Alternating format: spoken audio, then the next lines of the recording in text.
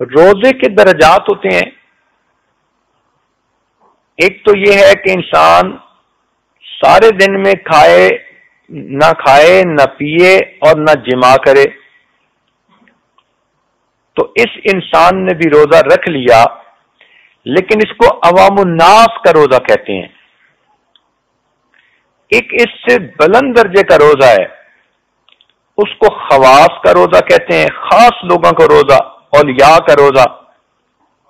یہ وہ لوگ ہوتے ہیں جو کھانے پینے اور میاں بیوی والے کام سے بھی پرہیز کرتے ہیں، اور مزید یہ کہ اپنے جسم کے اعضاء کو گناہوں سے بچاتے ہیں. آنکھ کا پرہیز، کان کا پرہیز، زبان کا پرہیز، تو سارے اعضاء کو گناہوں سے بچاتے ہیں. تو ان کا روزہ اور بلند درجے کا روزہ ہوتا ہے. اور ایک تیسرا درجہ ہے جس کو کہتے ہیں اقصى الخواص کا روزہ، بہت ہی بڑے اولیاء کا روزہ، عارفین کا روزہ. یہ وہ لوگ ہیں جو کھانے پینے اور جماع سے بھی پرہیز کرتے ہیں، جسم کے اعضاء کو گناہوں سے بھی بچاتے ہیں، اور سارے دن میں ایک لمحہ اپنے دل کو اللہ سے غافل بھی نہیں ہونے دیتے. یہ سب سے اعلیٰ درجے کا روزہ ہے.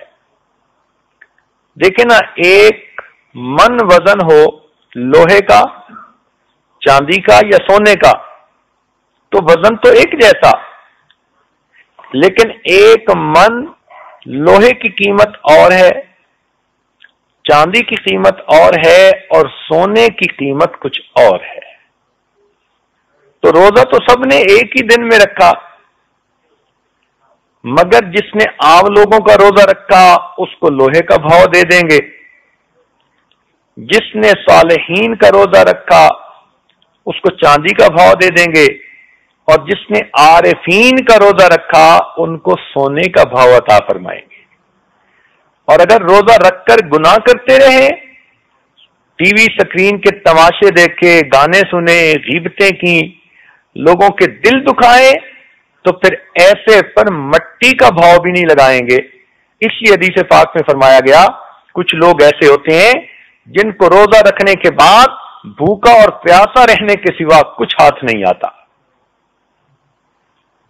تو ہمیں چاہیے کہ ہم اپنے روزے کو کامل درجے کا روزہ بنائیں.